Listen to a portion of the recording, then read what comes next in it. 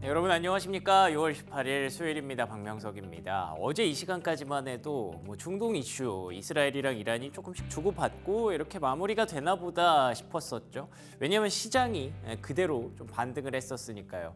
근데 오늘은 둘 다 문제가 생겼습니다. 시장도 빠졌고요. 그리고 또 중동의 이슈도 심상치 않게 돌아가고 있습니다.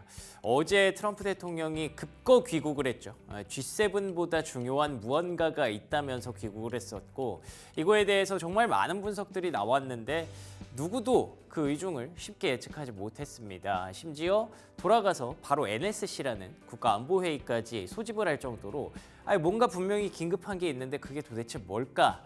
아직까지도 사실 확실하지는 않거든요. 근데 뭔가가 조금씩 윤곽이 드러나고 있는 모습입니다. 그 윤곽이 드러나면서 시장은 오히려 안도한 것이 아니라 좀 더 긴장하는 모습을 보여주게 됐고요. 어떤 일들이 있었는지 브리핑 뉴욕을 통해서 정리해 보도록 하겠습니다. 자, 3대 지수 마감 상황입니다. 모두 하락을 했습니다. 다우지수 0.7%, 나스닥 지수 0.9%, 그리고 S&P 500 지수도 0.8%. 여기 지수 빠진 것만 보면 별일 없었나? 그냥 그 불확실성만 좀 고조되고 말았나 싶을 수도 있는데 맞아요, 솔직히. 뭔가 나온 건 없습니다. 근데 뭔가 계속 깨림칙한 무언가들이 계속 얘기가 나오고 있어서 그 부분을 잠시 후에 말씀을 드릴 예정이고요. 테슬라가 3.9%까지 빠졌습니다. 잠시 후에 또 언급드리겠지만 갑자기 공장이 또 일주일 중단이 됐네요. 이런 부분들이 악재로 영향을 미쳤고 엔비디아 0.4% 그리고 오늘 같은 날은 사실 팔란티어까지도 빠졌다는 점에서 이렇다 할 살아남은 종목이 없었습니다. 그런데다가 이제 태양광 관련주들이 많이 급락을 했죠. 보조금을 어떻게든 중단을 안 시키려고 로비를 많이 했다고 들었는데 그게 결국 불발이 됐나 봅니다. 좀 더 빠르게 보조금 중단이 올 수 있다라는 전망이 나오면서 정책적으로 결정이 됐죠. 2028년으로 결정이 되면서 퍼스트 솔라, 인페이즈 에너지 다 같이 빠졌고요. 어제 국내 증시에서도 하나솔루션이 두 자릿수 급락하는 모습이 불가피했습니다. 자, 일단 이것보다 중요한 건 중동 이슈이기 때문에 중동 이슈 먼저 얘기를 해보도록 하겠습니다. 저는 이 사진 보고 무슨 영화인 줄 알았어요. 누가 이렇게 사진을 기가 막히게 찍었는지 모르겠는데 이게 딱 그거더라고요. G7 그러니까 트럼프 대통령이 캐나다에 가서 G7 정상들과 회의를 하다가 급거 귀국을 하는 그 장면을 순간 포착을 한 거더라고요. 다 똑같은 마음이죠. 도대체 왜 갑니까? 도대체 무슨 일이 있길래 지금 이 시간에 돌아가는 거냐고 물어봤는데 그에 대해서 명확하게 얘기를 해주지 않았어요. 그리고 나서 우리는 이 트럼프 대통령의 트윗들을 보면서 유출을 할 수밖에 없었죠. 근데 여기 보시는 것처럼 어제 나왔던 얘기죠. 모두 테헤란에서 떠나라, 이베큐에이트, 피신해라 이런 뜻이잖아요. 즉시 도망쳐라라는 얘기고 이걸 두고 마크롱 대통령이 프랑스의 마크롱 대통령이 이 자리에 있었을 거잖아요.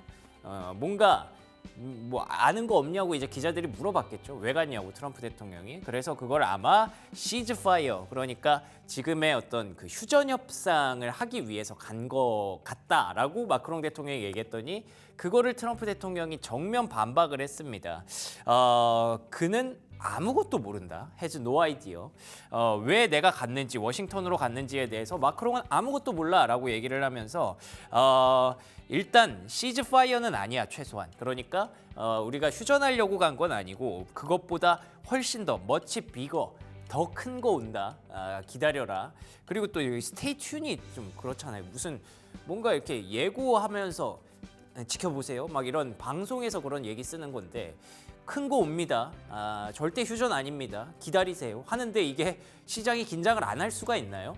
휴전도 아닌데다가 더 큰 게 온다는데. 그래서 도대체 그게 무엇일까라고 다들 숨죽이고 지켜보고 있었던 상황이고 제가 앞서 오프닝에서 말씀드린 것처럼 윤곽이 조금 보이거든요. 뭐냐면 다음 장 넘겨주시면 월스트리트 저널에서 조금 무서운 그런 보도가 하나 나왔습니다. 이란이 미사일을 준비하고 있다. 그러니까 여기 보시면 US 베이스잖아요. US 베이스라는 게 이제 중동 지역에 있는 미군 주둔지, 미군 부대에 미사일 타격을 준비하고 있다라는 얘기가 나오기 시작했습니다. 사실 지금까지는 공식적으로 미국은 참전국이 아닙니다. 이스라엘과 이란이 서로 주고받았고 뒷배경에서 이스라엘을 미국이 지원하는 걸 전 세계 모든 사람이 알지만 아직 미국이 공식적으로 지원했다라고 말한 적도 없고 뭐 미사일을 쏘지도 않았어요. 물론 그 안에서 뭔가 있었겠지만 근데 지금 미국의 베이스를 타격할 수 있다라는 얘기가 흘러나오기 시작한 게 이게 심상치 않다라는 거죠. 그래서 이란이 정말 독한 마음을 지금 먹었나? 라는 생각이 들었을 것 같고 그 비상사태가 아마 트럼프 대통령에게 전해지지 않았을까. 그래서 G7에서 급격하게 급거 귀국을 하게 된 게 아닐까라고 보고 있고요. 이런 얘기들이 한두 개가 나오고 있는 게 아닌 게 보시면은 이제 후티 반군 아시는 것처럼 이란의 지원을 받고 있는 후티 반군이 지금 아마 지원을 할 수도 있다. 인터빈 그러니까 개입을 할 수 있다라는 얘기가 나오고 있습니다. 그러니까 어떤 얘기들이 뭐 좀 더 그 이 월스트리트 기사, 월스트리트 저널 기사 찾아보시면 아시겠지만 지금 미국이 급격하게 그 급유기 있잖아요. 그 기름 넣는 비행기 그런 것들을 막 한 30여 대를 파견을 했대요. 왜냐하면 진짜로 이란이 호르무즈 쪽에 차단선을 만들면서 미국 주둔지에 타격을 하고 그리고 나서 후티 반군을 투입을 해서 좀 더 뭔가 구체적인 시나리오를 그리고 있다라는 얘기가 요 기사를 통해서 계속 흘러나오고 있습니다. 그렇기 때문에 이제 미국이 지금 급격하게 NSC까지 소집을 하고 뭔가 준비 태세를 취하고 있는 그런 상황인 거죠. 다음 장 넘겨주시면 트럼프 대통령이 그래서 조금 급해진 것 같은 느낌이 납니다. 보시면은 12시 55분, 1시 19분, 1시 22분에 굳이 이걸 이렇게 세 개로 나눌 필요가 없었는데 세 개의 트윗을 한 번에 팡팡팡 이렇게 올려버렸어요. 몇 분 차이를 두고 뭔가 되게 강조하고 싶은 얘기가 있었던 거죠. 일단은 여기 보시면 우리는 지금 이란의 영공, 스카이, 하늘을 완전하게 지금 통제하고 있다라는 얘기를 하고 있고요.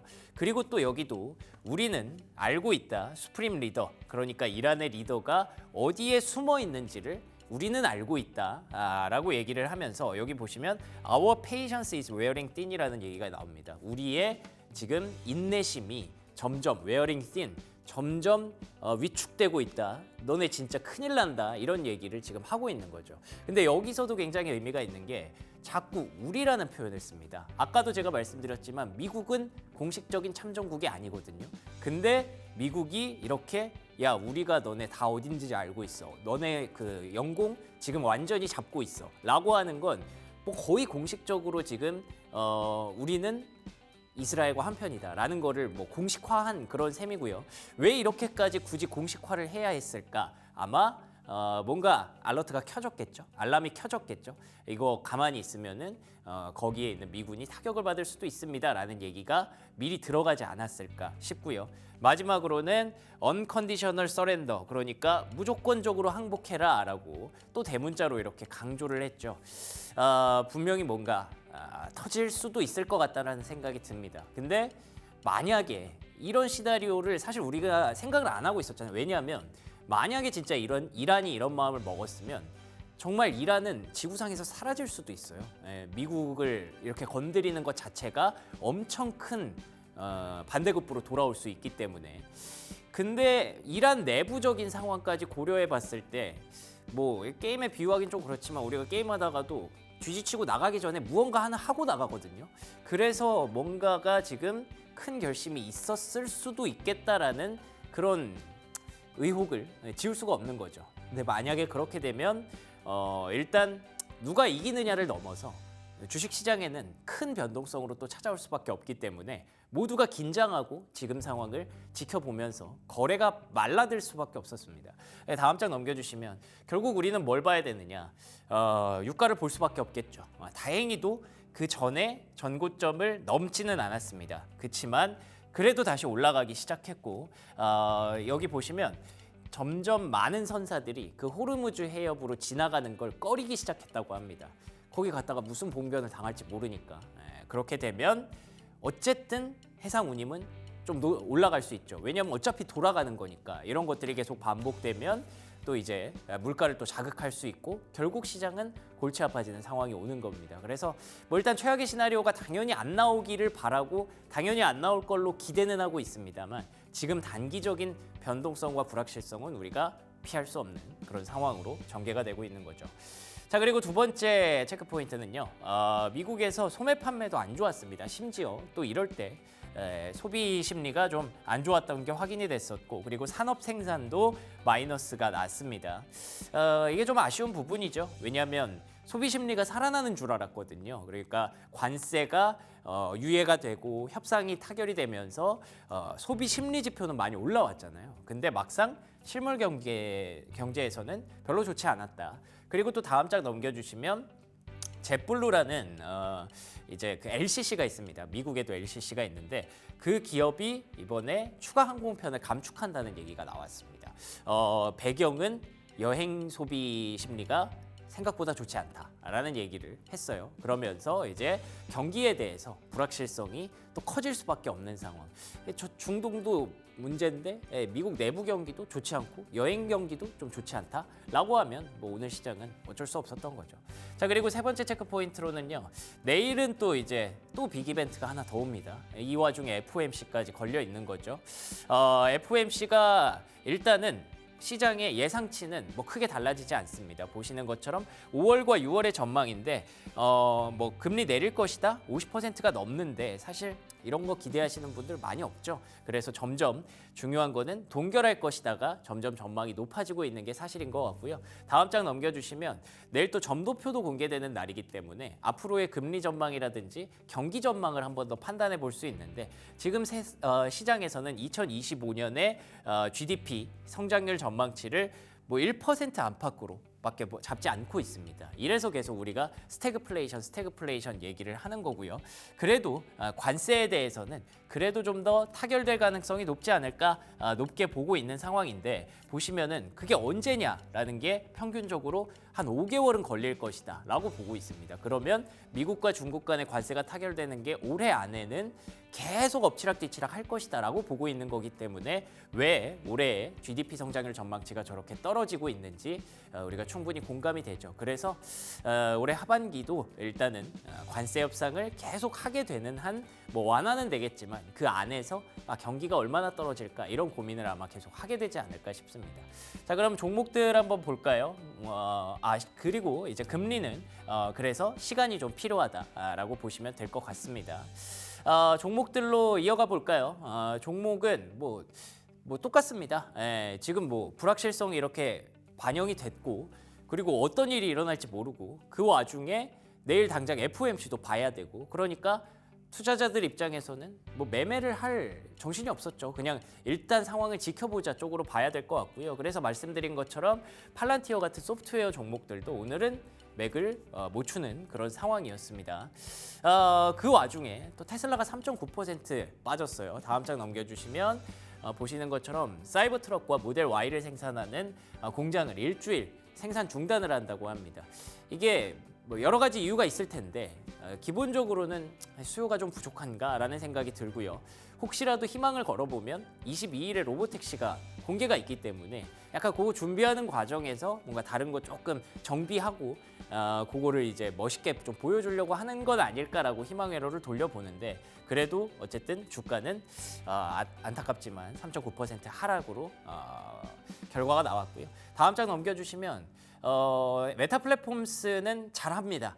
확실히 어제 왓츠 앱에 광고 도입한다라고 하면서 주가도 괜찮았는데 오늘도 잘 버텼거든요. 보시면 이 스마트 글래스가 옛날에 그 나왔던 그 이상한 무슨 뭐 잠수부 안경 같은 그런 게 아니라 이제는 점점 약간 힙해지고 있어요. 그런데다가 오클릭 버전이 나왔고요. 프라다 버전도 조만간 나온다고 합니다. 이러면은 물론 비싸겠죠, 당연히. 프라다 버전 비쌀 텐데 이러면은 진짜 많이 쓸 수도 있지 않을까라는 생각이 문득 들더라고요. 그래서 메타는 참 잘하고 있는 그런 상황이고요. 마지막으로는 다음 장 넘겨주시면 저 이게 좀 놀랐는데 스트리밍이 드디어 방송과 케이블 시간을 앞질렀다고 합니다. 저는 이 애진작에 앞질렀을 줄 알았거든요. 저는 집에서 TV 켜는 일이 거의 없고 항상 유튜브랑 넷플릭스로 시청을 하기 때문에. 근데 미국 전역에서 따지고 보면 이게 드디어 이번에 넘었다고 하더라고요. 앞으로 이제 스포츠 중계가 점점 그 스트리밍 서비스에서 많이 이루어질 테니까 이제 영구적으로 스트리밍의 시대가 왔다라고 공식적으로 표현을 할 수 있는 상황이고, 그래서 넷플릭스도 나름 잘 버티고 있다는 거 한번 말씀을 드리고 싶었습니다. 여기까지 브리핑 뉴욕이었고요. 프리미엄 미국 주식 이어갑니다.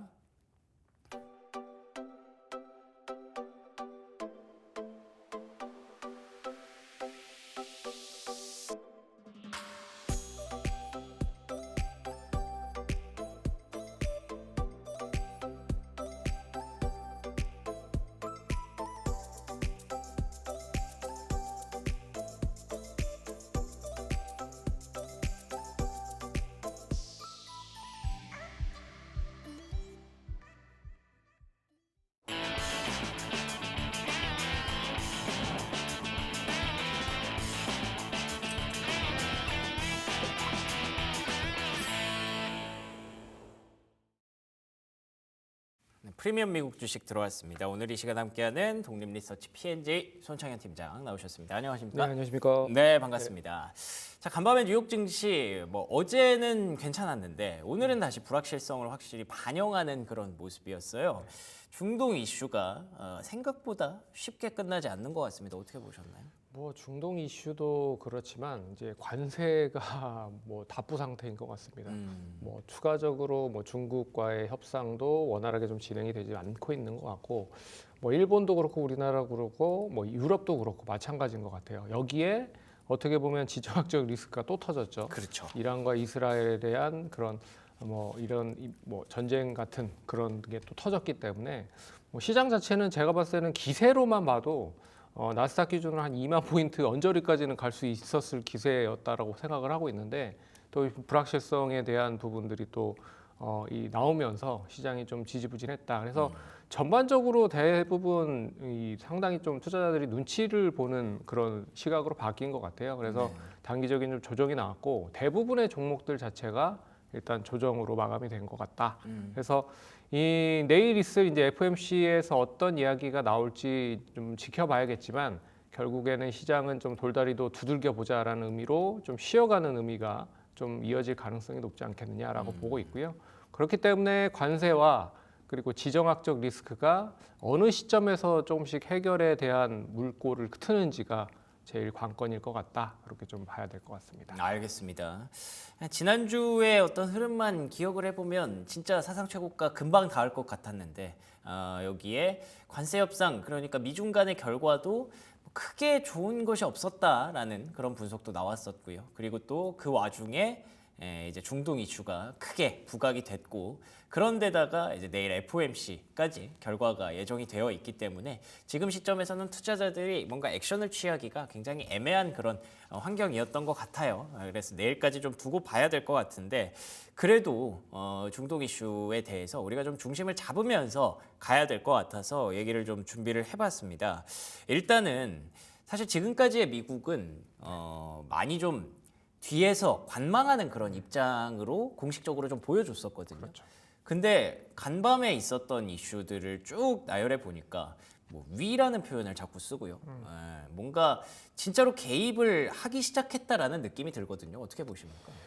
제가 봤을 때는 이게 G7 정상회담 그러니까 하고 있는 도중에 그냥 가버린 거잖아요. 그러니까요. 트럼프 대통령이. 제가 봤을 때는 중국 관세가 잘 해결이 돼서 그런가? 이런 생각도 좀 해봤는데, 이게 직접적으로 참전은 하진 않겠지만 지원을 좀 하려고 하는 게 아닌가라는 그런 부분들이 있어서 제가 봤을 때 조금 상당히 좀 의아했다라고 생각을 할 수 있을 것 같고, 제가 봤을 때는 예전에 03년도에 이라크전에 미국이 참전을 했었습니다. 그랬죠. 그때는 이제 내전이었기 때문에 크게 글로벌적인 부분에서도 크게 반향이 없었는데, 이번에는 만약에 참전을 하지는 않겠지만 혹시라도 참전에 대한 그런 개입 관련된 부분으로 발전이 된다고 하면 상당히 좀 국제사회에서는 별로 좋지 않은 그런 흐름으로 좀 전개될 가능성이 높을 것 같고요. 그런 점에서 제가 봤을 때는 개입은 하고 있을 가능성이 높지만, 어떻게 보면 이제 구체적으로 어떻게 발전이 되는지는 좀 지켜봐야 되지 않을까라고 보고 있고 그런 점에서 제가 봤을 때는 이 부분이 왜 이렇게 진행이 되느냐 결국에는 핵 관련된 이란과 협상이 원활하게 좀 진행이 되지 않고 있기 때문에 어떻게 보면 초강수를 둔 게 아닌가라고 봐야 될 것 같습니다. 그렇군요. 이게 뭐 트럼프 대통령의 어떤 전략 중에 하나임을 알고 있죠, 우리가.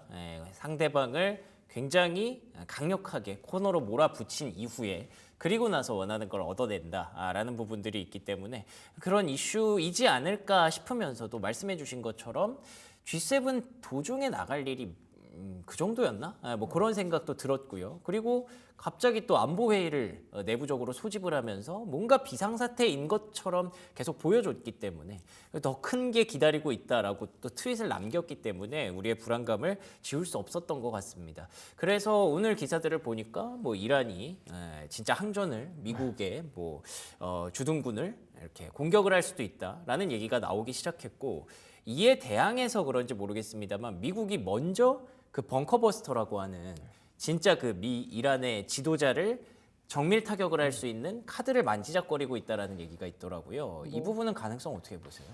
이 부분도 제가 봤을 때는 상당히 좀 앞에서 앵커님께서 얘기해 주셨지만 뭐 벼랑 끝 전술로 하나의 일관으로 좀 하는 게 아닌가라는 생각이 들어요. 그래서 최대한 뭐 협상 카드를 어떻게 제시할지는 모르겠지만 최대한 이제 분위기 자체를 좀 어렵게 만든 다음에 뭐 좀 어느 정도의 이란에 대한 거를 좀 끌어내기 위한 그런 수순이 아닐까라고 생각이 들고 그리고 어떻게 보면 최악은 결국 이제 뭐 핵을 얼마만큼 이란이 뭐 사용을 할지는 모르겠지만 이 핵에 대한 부분을 얼마만큼 빠르게 좀 뭐 협상을 하는지가 관건일 것 같고 그리고 길게 봤을 때는 이게 뭐 어느 정도 글로벌적으로 확전이 되는지도 상당히 좀 눈여겨 보셔야 될 필요가 있지만 이거를 미연에 차단하기 위한 트럼프 대통령의 먼저 선제적인 그런 행동이 아닐까라는 생각도 있습니다. 그래서 뭐 제가 봤을 때 이게 얼마만큼 조금 장기화되는지가 관건일 것 같긴 하지만 결국에는 일단 뭐 이란도 그렇게 뭐 상당히 좀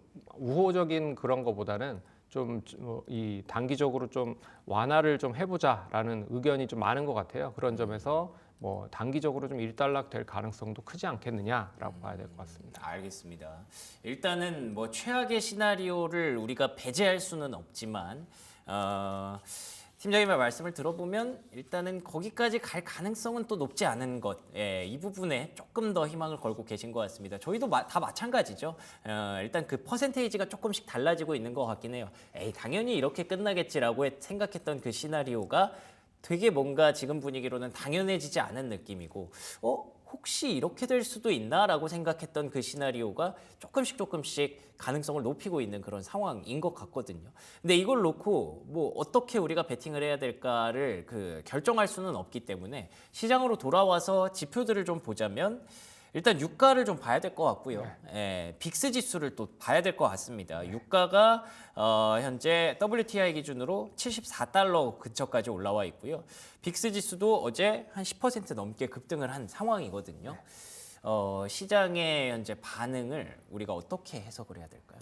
제가 봤을 때는 어렵습니다. 상당히 좀 시장이 판단하기도 어려운 것 같고요. 그쵸. 그런 점에서 일단 우선적으로는 시장 단기적으로 뭐 이 미국 입장에서도 유가가 계속 상승을 하고 있다는 것 자체는 결국에 유가가 많이 상승을 하면 기업들에 대한 비용적인 측면에서 상당히 높아질 수밖에 없고요. 그렇죠. 그리고 수익성은 당연히 떨어질 수밖에 없습니다. 그러면 투자는 당연히 좀 지연이 될 가능성이 높고 당연히 소비가 위축이 될 가능성이 높죠. 그런 점에서 일단 금리 인하를 과연 할 수 있을 거라고 생각을 해볼 수 있을 것 같고 그리고 트럼프 대통령도 계속 얘기를 하고 있는 게 결국 유가에 대한 안정을 찾으려고 하는 그런 정책들과 그런 방향을 좀 추구했기 때문에 결국엔 유가가 많이 상승을 하는 것을 바라지 않을 거다라고 보고 있어서 결국에는 유가가 어떻게 많이 지금 단기적으로 올라가고 있지만 이 부분을 좀 줄일 수 있을지, 그러니까 낮출 수 있을지를 미국 입장에서도 고민을 많이 할 것이다라고 보고 있어서 제가 봤을 때는 크게 뭐 이런 부분으로 발전이 될 가능성은 크지 않지 않겠느냐라고 봐야 될 것 같습니다.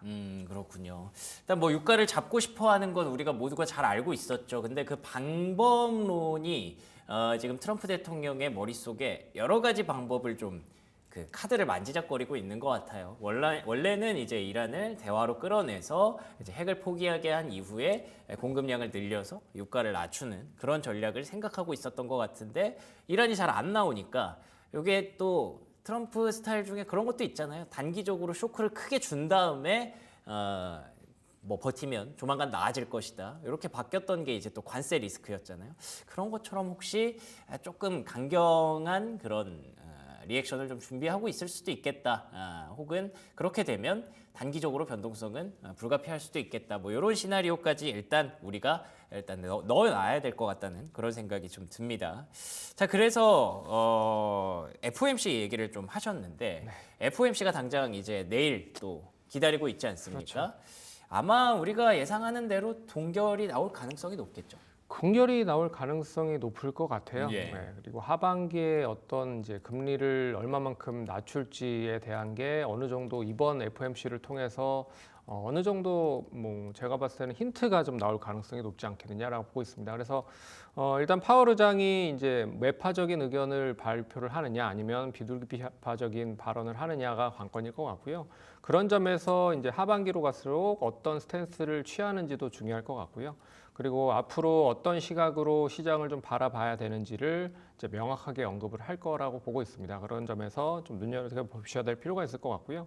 그리고 이제 관세로 인한 수치가 뭐 최근에 뭐 CPI나 PPI 뭐 양호하게 나온 상황이에요. 그런 점에서 일단 뭐 무조건적인 금리를 인하를 하지는 않을 거라고 보고 있어서 어떻게 보면 여러 가지에 대한 거를 계속적으로 타진을 하면서 일단 뭐 이야기를 할 가능성이 높지 않겠느냐라고 봐야 될 것 같습니다. 그래서 결국에는 금리를 인하를 할 것 같긴 한데 과연 이제 얼마만큼의 시각으로 좀 시장을 바라보는지를 보는 게 가장 좀 정당한 게 아닌가라고 봐야 될 것 같습니다.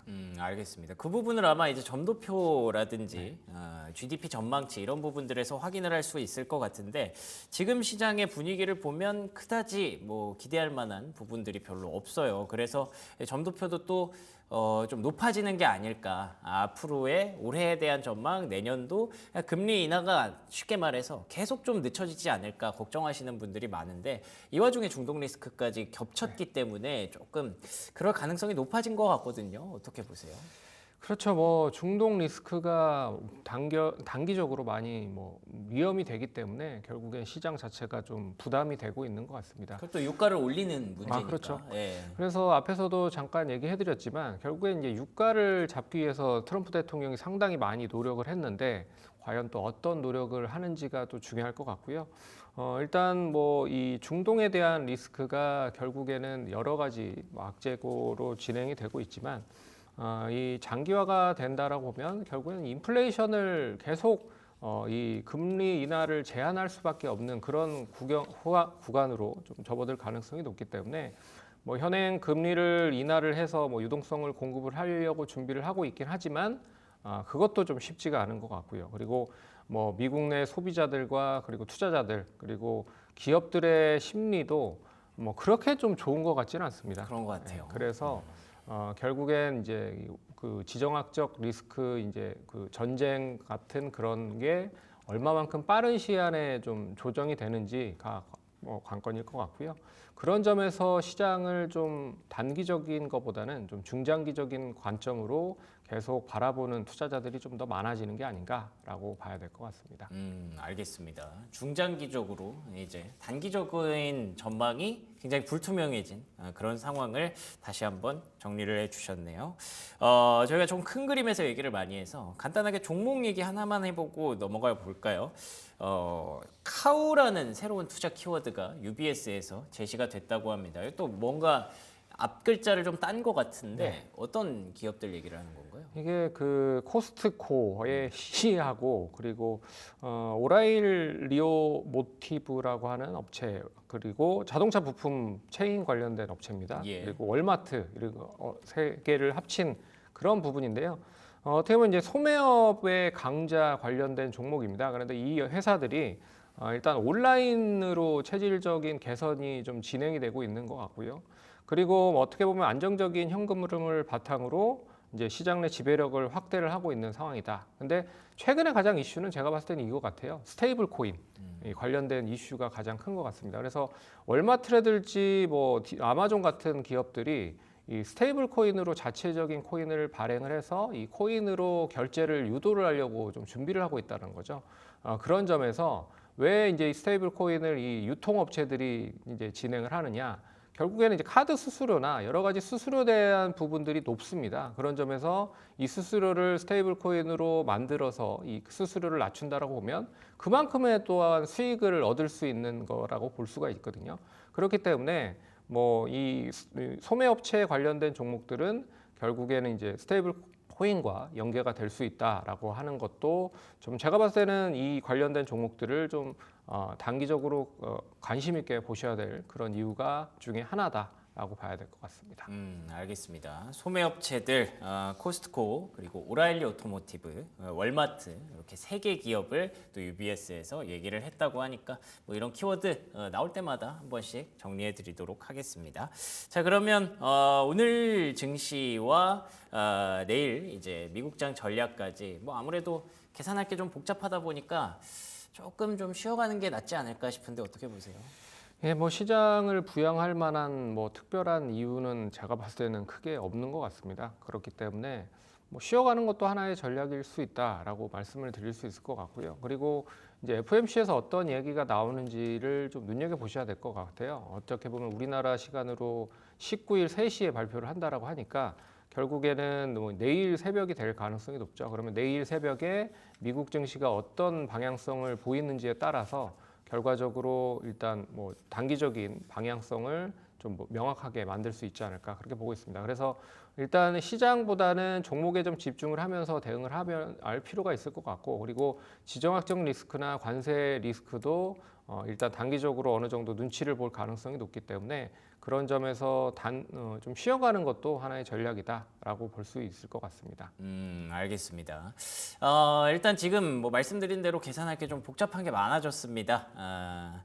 중독 리스크 이게 과연 어떻게 해결이 될지 정말 예측하기가 어렵습니다. 뭐 채팅창에서도 어제 큰 거 예고해서 그게 궁금하셨다고 하시는데 그 큰 게 뭔지 구체적으로 밝혀진 게 없어요. 진짜 뭐 벙커버스터를 쏠 건지 아니면 뭐 더 큰 일이 발생할지 아직까지 예측할 수가 없는 상황이고 그런데다가 또 내일 FOMC까지 우리가 확인을 해봐야 되는 숙제가 남아 있기 때문에 일단 오늘과 내일까지는 한번 지켜보시는 것도 나쁘지 않은 그런 전략이 될 것 같습니다. 지금까지 손창현 팀장과 얘기 나눠봤습니다. 오늘도 좋은 말씀 고맙습니다.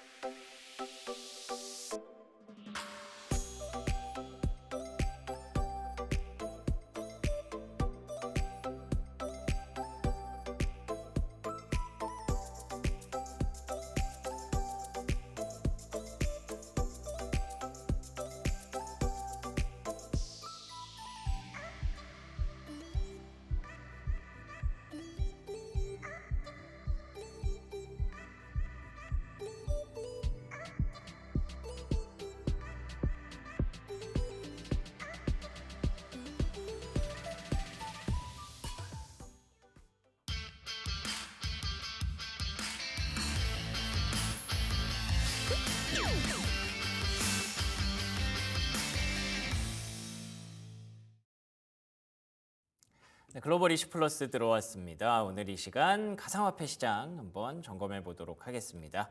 테크엠 이수호 부사장 나오셨습니다. 안녕하십니까? 안녕하십니까? 네, 반갑습니다. 비트코인 가격이 일단 최근에 아무래도 중독 리스크에서 자유로울 수는 없었나 봅니다. 전체적인 자본시장이 좀 흔들리고 있는 상황이기 때문에 현재 가격 기준으로 104,500달러까지 내려왔는데 최근의 흐름 한번 간단하게 정리해 보고 시작할까요? 네, 뭐 6월 들어서 뭐 다들 아시다시피 지금 매크로 흐름이 좀 좋지 않습니다. 그렇다고 해서 뭐 그렇게 많이 빠졌냐? 또 그거는 아니고요.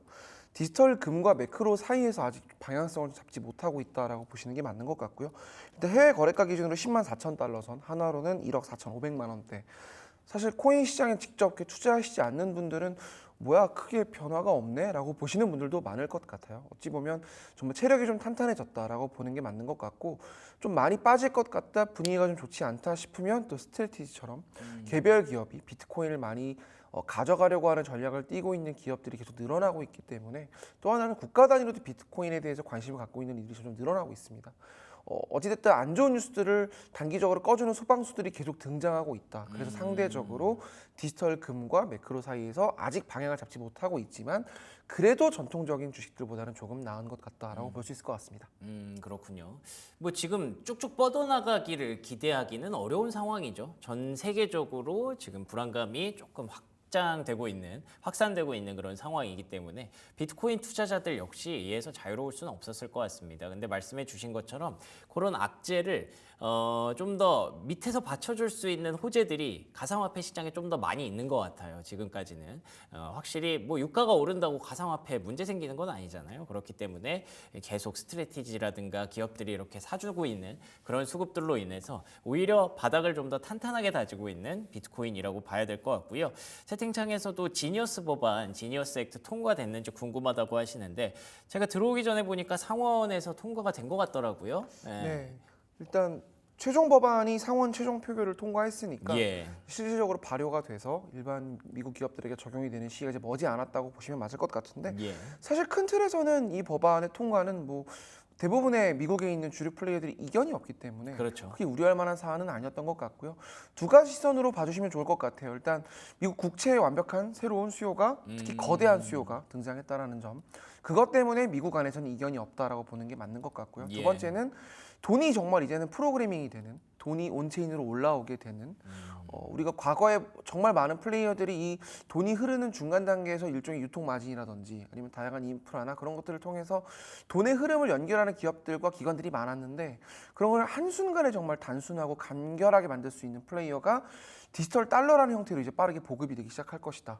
라는 점에서 정말 시장에 큰 파급력을 지니는 이슈고 또 우리나라에도 큰 영향을 주지 않을까 싶습니다.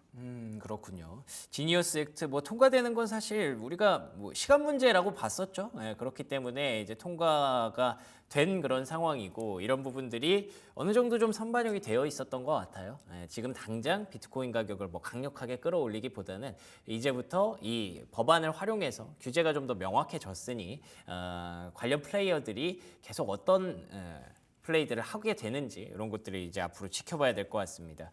그 중에 또 이제 대표적인 움직임이라고 봐야 될까요? 제도권 금융사들이 좀 움직이기 시작했거든요. 예를 들면 이제 JP모건에서 JPMD라는 걸 출연을 했다고 들었어요.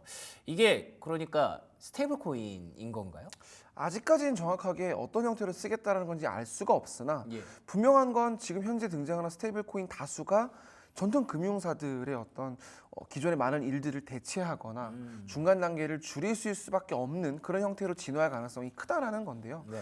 결국 전통 금융사들도 스테이블 코인을 쓰지 않으면 안 되는 상황이 되었고 결국은 어떤 쪽에서 효율화를 이끌 것인지 과연 누가 먼저 헤게모니를 내놓을 것인지의 싸움인데 모두가 내놓지 않으려 할 거기 때문에 결국 시장의 재편은 전통 금융사들 그리고 일부의 핀테크 또는 빅테크 기업들이 되지 않을까 그렇게 보는 분들이 많은데 JP모건은 사실은 굉장히 긴 오랜 시간 동안 코인 시장에 대해서 좀 보수적으로 그랬죠. 적극적으로 시장에 들어오지 않았던 플레이어 중에 하나였다고 보시면 될 것 같은데 일단 코인 시장에 직접 들어오겠다는 의지를 이번에 이 상표 출원을 통해서 표명한 것이라고 볼 수 있고 또 한편으로는 디지털 결제를 직접 JP모건이 꾀하거나 또는 이 JP모건이 운영하고 있는 여러 금융상품에 블랙록처럼 온체인 기능을 도입을 한다든지 온체인을 상품화에 도입한다든지 좀 더 적극적이고 좀 진전된 블록체인 사용 사례들을 JP모건이 주도하지 않을까? 네.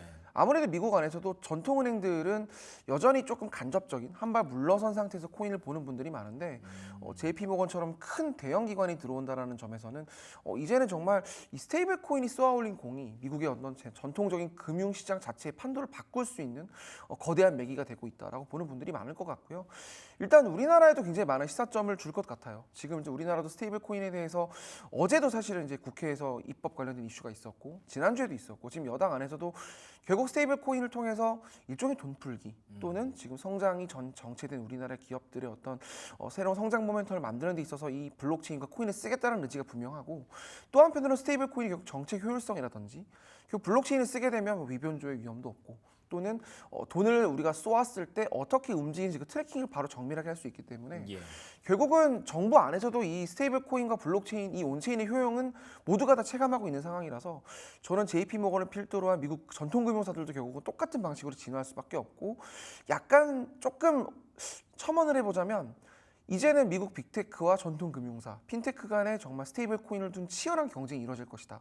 기업들이 직접 스테이블 코인을 발행하는 경우도 있겠지만 사실 그 과정에서 굉장히 많은 비용이 들어갈 것이고 또 많은 사람들이 체인에 몰리게 되면 이제 가스비, 수수료라든지 결국 비용 문제가 발생하는 거는 일반 결제 시스템이랑 거의 똑같거든요. 그런 거를 봤을 때는 스테이블 코인 간의 경쟁 그리고 기업들이 직접 스테이블 코인을 발행하거나 아니면 시중에 나와 있는 스테이블 코인을 적용해서 도 빠르게 시장에 올라타려고 하는 여러 가지 경쟁 사례들이 나오지 않을까 싶습니다. 그렇군요. 저도 그 생각이 들더라고요. 뭐 JP모건뿐만 아니라 요즘 뭐 아마존 얘기도 있고요, 월마트 얘기도 있고요. 실제 기업들이 스테이블 코인 시장에 좀 더 적극적으로 뛰어들려는 움직임이 나타나고 있는 것 같습니다. 그게 결국 뭐 지니어스 액트에서 연결이 되는 거죠. 스테이블 코인이 미국에게 왜 필요한 상황인지를 미국 내부적으로 많이 공감을 했기 때문에 이렇게 되면 많은 사람들이 진짜 활용을 할 수도 있겠구나, 혹은 쓰지 않더라도 지금 뭔가 투자해볼 만한 가치는 있구나 정도의 상황으로 진행이 되고 있는 것 같고요. 그래서 기업들이 그걸 받고 있으니까 앞으로도 뭐 대한민국의 측면에서도 준비가 좀 필요할 것 같고요. 앞으로의 어떤 변화 과정에 이제 시작이 되었다 그러면 기업들 간의 경쟁이 좀 더 뭔가 나은 스테이블 코인을 남기게 하는 그런 상황으로 계속 진행이 되겠다 정도의 그림을 그려볼 수가 있을 것 같습니다. 그래서 그런지 트럼프 대통령 일가도 열심히 또 일을 하고 있는 그런 느낌이에요. 뭐 스테이블 코인을 발행한다기보다는 이번에는 비트코인과 이더리움 현물 ETF 출시를 한다고 하더라고요. 이거 어떻게 해석해야 될까요? 네, 일단 트럼프 대통령이 또는 그 일가의 어떤 비트코인 예찬론은 또 계속 이어져 왔던 이슈고 사실 대통령이 이렇게까지 또는 그 대통령 일가가 이렇게까지 여러 비판 속에서도 특정 자산을 이렇게 적극적으로 매수하는 사례가 있었는지 그러게요. 저도 사실은 대한민국 국민으로서 조금 어리둥절할 때가 있는데요. 일단 미국이라는 특수성을 좀 이해해야 될 것 같고 또 예. 하나는 일단은 미국이라는 나라가 정말 또 자본주의의 어떤 첫 번째 어떤 대표적인 국가이기 때문에 그쵸. 이런 사례들이 좀 나오는 것 같은데 저는 계속 리스크 테이킹 측면에서 봐야 되는 지점 하나, 또 하나는 결국은 미국이 큰 그림을 그리고 있고 미국 정책의 코인이 정말 투기 대상이 아니라 어떤 하나의 정치적 산물 내지는 굉장히 중요한 어떤 정치 수단의 하나로 이미 자리매김했다라고 보시면 맞을 것 같아요. 일단 트럼프 미디어가 트럼프의 일가에서 지금 주도하는 프로젝트인데 직접 굉장히 많은 자본을 유치를 해서 수십 달러 규모의 어떤 대규모 자본을 유치해서 이를 기반으로 비트코인과 이더리움을 직접 사서 현물 ETF 상품화를 꾀하겠다라는 이미 발표를 했고 이거에 대한 이미 준비를 지금 하고 있는 것으로 보여져요. 이런 것을 보았을 때 정말 비트코인과 이 관련 코인 시장을 대놓고 키우겠다. 그리고 그 과실과 수혜를 우리 일가가 같이 누리겠다. 또 하나는 이거에 대한 명분으로 최근에 이제 미국에서 비트코인 큰 행사가 있었는데 비트코인을 사들이는 이유에 대해서 트럼프 일가가 결국은 이제 차기 정부 또는 정권이 바뀌었을 때 우리가 겪게 될 금융적 리스크. 현재 지금 미국 안에서는 결국은 돈을 푸는 것들 또는 어떤 금융 정책의 상당 부분을 다수당을 지닌 또는 미국의 정권을 쥐고 있는 플레이어가 대부분을 결정할 수밖에 없는 그림이고 그 과정에서 정권을 잃었을 때 우리가 어떻게 대응해야 되는지에 대한 부분을 결국 웹3로 풀겠다라는 지점을 이미 여러 번 이야기를 했어요. 트럼프 아들이 직접 이런 얘기를 하면서 우리가 비트코인 웹3를 키우는 이유는 결국 우리가 살아남기 위해서다. 금융시장도 결국은 정치를 따라가기 때문에 우리가 이렇게 하지 않으면 안 된다. 탈중앙이 우리도 일부 필요하다. 우리의 일가와 우리를 따르는 사람들의 생존을 위해서다라는 이야기를 계속하면서 이해상충 이슈가 분명히 존재함에도 계속 교묘하게 지금 물을 타면서 빠져나가는 모습을 보이고 있거든요. 그러니까 밈코인 발행으로 시작을 했고 사실 그 전에는 NFT를 발행을 했습니다. 트럼프 일가가 지금 계속 여러 가지 방식으로 코인 시장에 문을 두드리고 있는데 재미난 거는 코인 시장에 나아가는 과정에서 여러 가지 플랫폼을 계속 쓰고 있다는 거예요. 이더리움을 쓰기도 하고 수이를 쓰기도 하고 이 미국에 나와 있는 여러 플랫폼들을 하나하나 다 활용을 하면서 지금 일정 수준의 알트코인을 직접 매수하는 경우도 있고요. 월드 리버티 프로젝트라고 해서 트럼프 일가가 주도하는 것으로 보여지는 디파이 프로젝트도 존재하고 있고 이제는 거기서 한 발 더 나아가서 현물 ETF까지 사겠다라는 건 결국 월가와 레거시 자본까지도 우리가 한번 문을 두드려 보겠다라는 측면에서 저는 굉장히 시사하는 바는 크다고 생각을 합니다. 이제 미국 정치에서 코인은 뗄래야 뗄 수 없는 수단이 됐고 이거는 정권이 바뀌어도 사실은 결국은 어떤 코인을 사느냐의 측면으로 봐야지 코인 전체가 부정될 만한 가능성은 좀 크지 않아 보인다. 그러기에는 너무 크게 자랐다라고 예. 말씀드릴 수 있을 것 같습니다. 예, 맞습니다. 아까 말씀하신 대로 뭐 금융과 정치가 계속 같이 갈 수밖에 없는 걸 우리는 지금까지 많이 봐왔습니다. 그래서 만약에 이렇게 집권당 혹은 대통령이 이 부분을 이렇게 밀게 되면 뭐 자연스럽게 많은 사람들의 관심이 가게 되고 기업들의 투자도 늘어나고 이렇게 돈의 흐름을 만드는 게 굉장히 정책적으로 중요한 부분이거든요. 그래서 트럼프 대통령 일가도 사실은 그럼에도 불구하고 정치권을 한번 빼앗겨 봤잖아요. 그렇기 때문에 본인들이 살기 위해서 이걸 계속 하고 있는 거다라는 말에도 뭐 어느 정도는 설득력이 좀 있는 것 같아서 좋은 쪽으로 우리가 계속 해석을 해야 되지 않을까 싶습니다. 이 외에 해외 사례들을 좀 보다 보니까 베트남 쪽에서 비트코인을 또 공식 인정했다는 얘기가 있네요. 이건 어떤 내용인가요? 네, 일단 베트남 같은 경우는 정치 체제가 우리랑 조금 다른 나라 그렇죠. 중에 하나인데 일단 뭐 개방화된 국가긴 하지만 일단 비트코인에 대해서는 그동안 좀 부정적인 입장을 계속 표명해 왔는데 아무래도 자국 자본이 빠져나갈 수 있다는 측면에서 동남아에 있는 여러 국가들은 아직 코인을 좀 부정적으로 보는 경우가 많아요. 그렇군요. 그런데 뭐 미국을 시작으로 우리나라도 일본도 EU도 대부분이 이제 코인 시장을 제도화로 끌어올리다 보니까 베트남 또한 일단 비트코인과 이더리움을 이제 공식 자산으로 인정을 하겠다. 국회가 직접 나서서 코인 관련된 산업법을 통과를 시켰어요. 디지털 자산 기본법이라는 우리나라 거의 비슷한 법률을 통과를 시켰는데 결국 자국 산업으로 육성하겠다라는 취지라는 점에서 굉장히 좀 의미가 있고 또 베트남 같은 경우는 좀 젊은 국가거든요. 상대적으로 젊은 개발자들이 굉장히 많은 국가로 알려져 있는데 디지털 산업에서 사실 베트남 관련된 포트폴리오가 꽤 있습니다. 알트코인 중에서도 베트남을 기반으로 한 알트코인 사업자들이 꽤 있고 시장에서 어느 정도 인정받는 플레이들도 있기 때문에 베트남 정부에서도 어느 정도 좀 우리도 해볼 만하지 않겠냐? 우리도 직접 우리가 웹3 시장을 조금씩 만들어갈 수 있지 않겠냐는 자신감이 있어서 이런 부분을 발표하지 않은가 싶은데 저는 우리가 봐야 될 점은 두 가지인 것 같아요. 첫째는 결국은 국가 단위의 비트코인 육성체, 국가 단위의 웹3 개방이 정말 이제는 빠르게 시작이 됐다. 과거에 우리가 뭐 엘살바도르라든지 일부 조세에 비춰 내지는 그랬죠. 작은 경제 단위의 국가 안에서 일어났던 일들이 이제는 정말 큰 단위의 국가들이 이런 발표들을 속속 하고 있다는 점에서 코인 시장의 규모가 점점 국가 단위로 커지고 있다는 거. 특히 뭐 아직은 서구 기관 시장들이 주도하는 섹터로 보는 게 맞지만 국가 단위로 이렇게 들어오게 되면 어떤 개별적인 리스크에 우리가 대응하는 게 조금 더 쉬울 것으로 보여지고 또 하나는 이렇게 아시아 국가 단위에서 이런 개방 사례가 늘어나면 우리나라의 웹3 기업들의 수출 활로가 사실은 열릴 가능성이 있습니다. 지금까지는 사실 우리나라 기업들이 해외로 특히 코인 사업이 나아가는 경우가 성공하고 그러네요. 안착하는 경우가 크지 않았는데 예. 사실 올 하반기부터 이제 법인 계좌가 열리고 특히 우리나라 국내 코인 거래소들이 갖고 있는 코인 자산을 팔 수 있는 시대가 됐거든요. 결국은 해외로 코인 자본이 지금 이전하는 건 아직 좀 쉽지 않습니다. 외환거래법도 있고 여러 가지 이슈가 있는데 마침 또 우리나라도 관련 법령들이 지금 만들어지고 있는 중이고 특히 다수를 차지하고 있는 우리 여당도 지금 관련 사람을 키우겠다는 의지를 분명히 드러냈기 때문에 이런 국가 단위의 블록체인 개방이 결국은 우리나라 기업들의 수출 어떤 정말 기폭제가 될 수 있다는 점. 특히 베트남 같은 경우는 국내 콘텐츠 수요가 굉장히 많은 나라거든요. 국내 웹3 수요가 많은 나라이기 때문에 저는 충분히 우리가 새로운 어떤 도약지로 삼을 만한 웹3 수출의 어떤 기점이 되지 않을까 싶어서 굉장히 개인적으로 기대가 좀 큽니다. 그러네요. 우리가 미국 중심으로 계속 얘기를 하고 있습니다만 대한민국의 코인 시장을 굉장히 뭐 큰 시장으로 우리가 또 보고 있잖아요. 미국 다음만큼이나 꽤나 이제 거래도 많이 되고 그런 시장으로 또 보고 있기 때문에 이걸 우리가 해왔던 노하우를 다른 나라들이 이렇게 준비를 하면 또 거기 가서 이렇게 거래를 하고 장사를 할 수도 있겠다라는 생각까지는 저는 못 해봤는데 역시 부사장님이 또 좋은 인사이트를 또 하나 주셨네요. 그래서 우리가 계속 가져가야 하는 그런 방향성이라는 걸 다시 한번 확신을 하게 됩니다. 그리고 알트코인 얘기 하나만 간단히 해볼까요? 어제 XRP 리플이 이제 캐나다에서 현물 ETF 승인이 나왔다는 소식을 전하면서 급등을 했었는데 지금 또 보니까 다시 다 제자리로 돌아와 있네요. 어떤 상황으로 해석을 해야 될까요? 네, 일단 리플은 정말 매크로 영향을 좀 많이 받는 것 같고요. 그래요? 사실은 이제 캐나다가 세계 첫 리플 현물 ETF 거래를 이제 오늘부터 이제 거래가 시작이 되는데 예.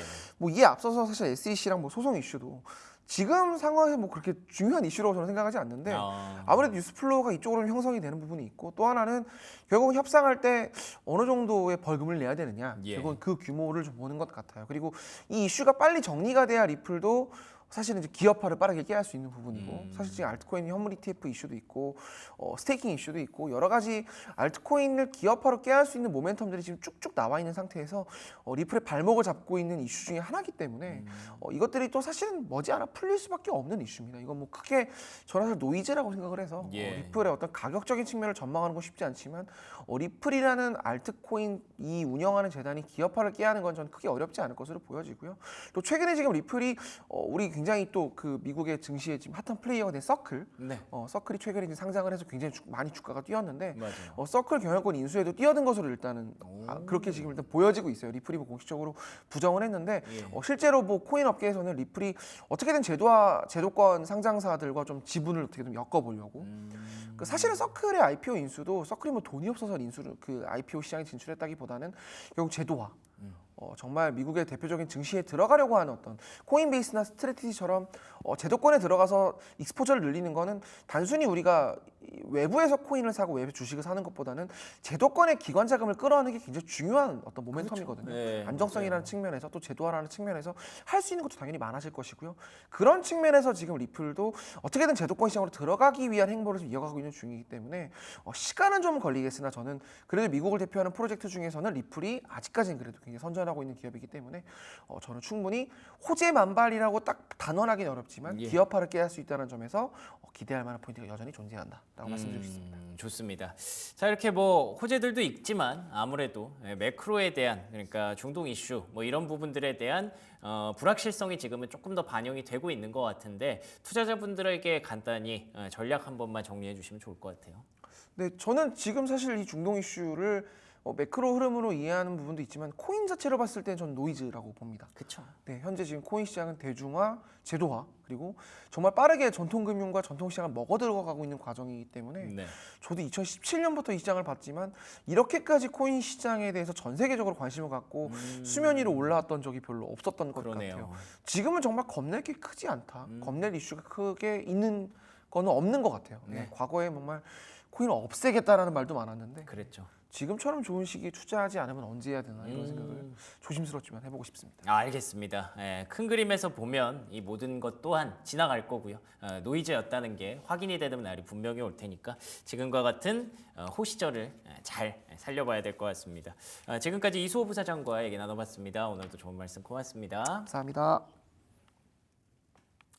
네, 딜사이트 월가 수요일 순서 여기서 마치겠습니다. 저희는 내일 아침 7시에 다시 돌아옵니다. 시청해주신 여러분 고맙습니다.